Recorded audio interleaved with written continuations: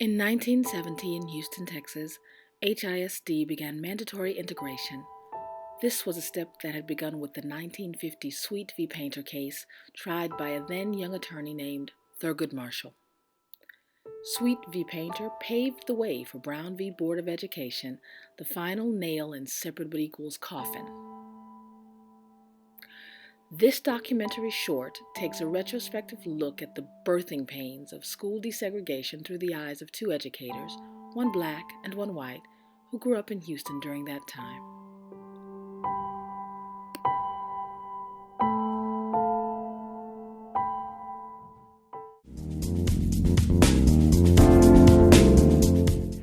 Prior to 1970, I was in an elementary school in Houston ISD. Nothing very noteworthy in regards to everyday life in the school. I do remember in my third grade year, which would be the school year of 67-68, a new student came into the class, and she was the first black student that I'd ever been in a class with. It was noteworthy more from the adults telling me that that was noteworthy rather than me understanding the importance of that. Because knowing that she was new, I befriended her and talked to her, and we played together, and she was just a regular kid in the class as far as I was concerned. Well, that was an easy one for me because before 1970, I was a little bitty thing and I wasn't yet in school. So I must have gone home and told my mom that we had a new student and that she was black, because I remember my mother reacting to it in a way that didn't seem, she wasn't worried really, but I think it was a different reaction than if it had just been another white student. Now looking back at it, I can't remember what made me realize this was a big deal, how she reacted, because she never said anything in my growing up about the races, and the blacks and the whites, and not to talk to blacks and not to do this. I don't remember the water fountains in downtown Houston being for blacks and for whites, where I have a friend from Fort Worth who does remember that, who's my age. And I don't remember that segregation at all as a child. But something my mother said or did made me realize at that age that that was a big deal. For my parents, I can imagine it was a very important time. It was the year that school choice first became a thing. Integration was mandatory in the HISD, and my parents had to decide whether to send me to the neighborhood school or to send me to a school where I would be one of very few minorities. So yeah, I can imagine it was kind of a time fraught with some stress. As an elementary age student, I certainly didn't understand what integration was. I didn't know that there was segregation versus integration. By the time I got to junior high and was experiencing kind of the other side of it, my understanding still was trying to balance out the races within a school. And I saw that disparity in my junior high because there certainly weren't as many white kids as there were black kids. But I didn't understand what they were really trying to achieve. I probably knew even less than Lynn. When I entered school, when integration really got started for me, it was first grade. So I didn't know the word integration. I just knew that Mama was sending me to the school so I could get a better education than the one I probably would have gotten in the school that we drove past going to my elementary school, Brookline. I don't have any impressions that I knew what integration was at the time, but I did know that I was going to school in a special situation. I think that because I never knew a different situation, there wasn't anything that changed. Again, I I came in at the very beginning of 1970, and I think that was probably a good situation to be in. I didn't have any traumatic upheavals. There wasn't a situation that I had been used to that was now suddenly different. I didn't have to readjust. They say that unlearning something is a whole lot more difficult than actually just learning something. So, growing up as what I was called at the time a token or a credit to my race. Those were things that I grew up that was my normal. I remember experiencing some racism, but actually very little. I was well liked by my teachers, was well liked by my peers.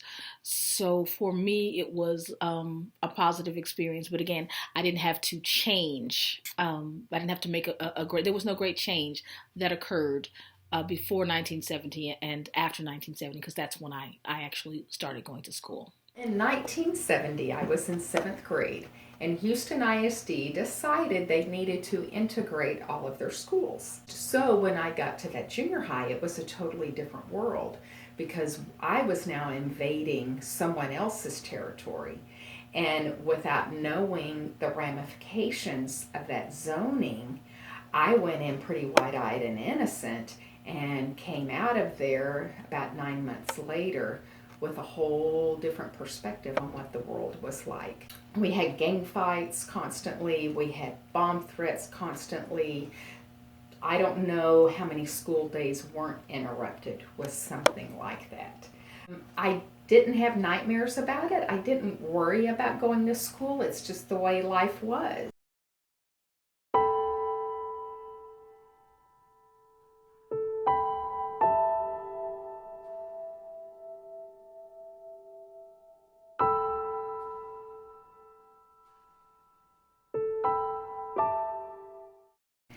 And we did move. In the 1st of April, I started at a new school.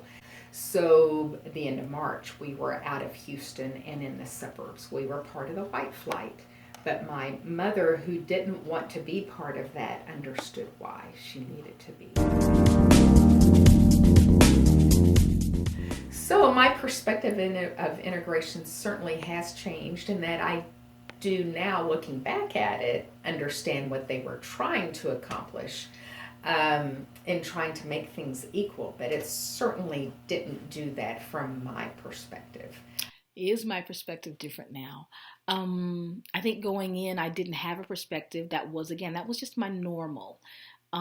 Looking back through the eyes of an adult who's seen the difference between access and not having access, I think that being in an integrated class allowed me access to some things that I would not have had. The schools that I got to go to were in better shape. The buildings were in better shape. There was more money. There were PTAs had more money. PTOs, I think it was then. I don't really remember. The equipment was in better shape. Without integration, my experience would probably have been more negative because the schools in the Black communities did not have access to equipment and resources that schools that were majority white did. And so allowing for that, we got to have, I know I had access to some things that I would not have had access to. Having said that, we are still at a place where we're fighting for school equality, where we are trying to close educational gaps, trying to close the gap, economical gaps, resources that are missing in certain community schools. And I think that integration was one way to try to get that. It did that for me.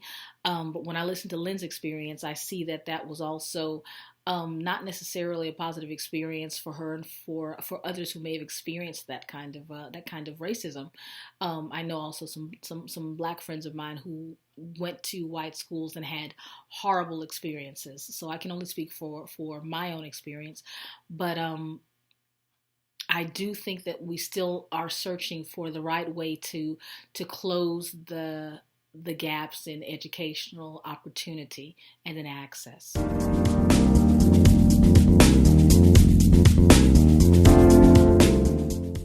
So today, would integration serve any purpose? Did it serve a purpose? Did it do us some good? From my perspective as a student who experienced it, no.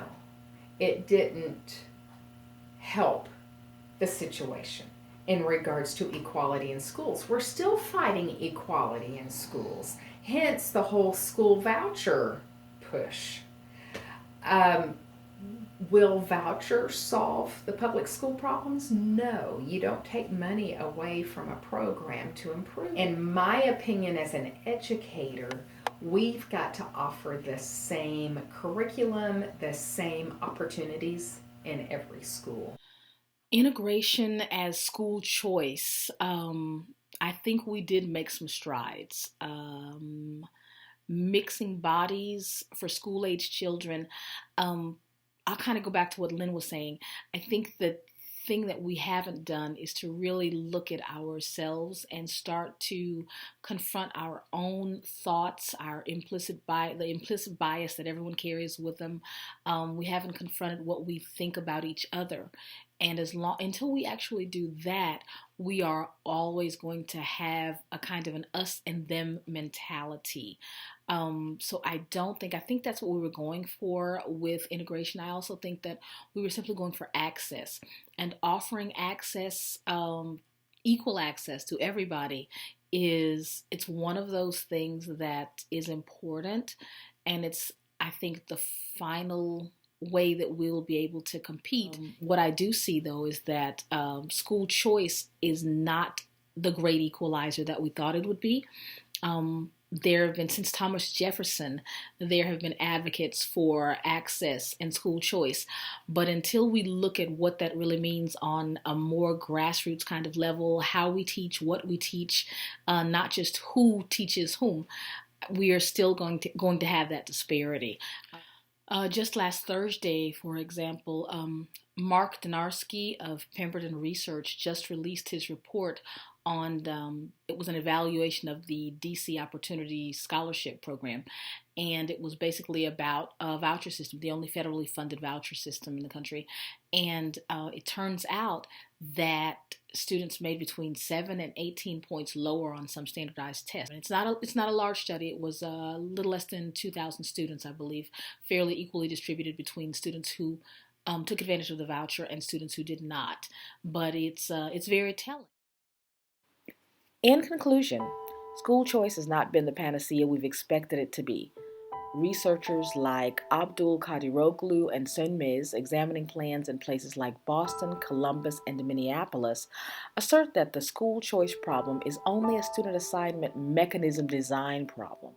However, researchers from various countries like Wales and Chile, as well as numerous cities in the U.S., have all concluded that vouchers don't make a difference in student achievement. Bittler and his colleagues, looking at the New York City program, found that the voucher system in place made no impact on scores of at-risk students. Even more alarming, C. and Urquiola found that the voucher program studied in over 150 cities only led to further stratification, not educational improvement. There is also less scholarly research that points to corporate privatization of education and profit motives, not student achievement, as one of the driving forces behind the advocacy of school choice vouchers. While Stupid in America showed some success stories, broad sweeping research tells a different tale. Integration has provided access for many, but the systemic problems are still with us. If history is our teacher, much like the Indian schools of the 1800s and integration in the mid-1900s, government overhaul of the educational system will only experience marginal success. In looking for answers, I find that any comprehensive solutions will come not from the top down, but from the bottom up, as diverse groups of people who care about education work together to shape an educational system that provides access and opportunity for all.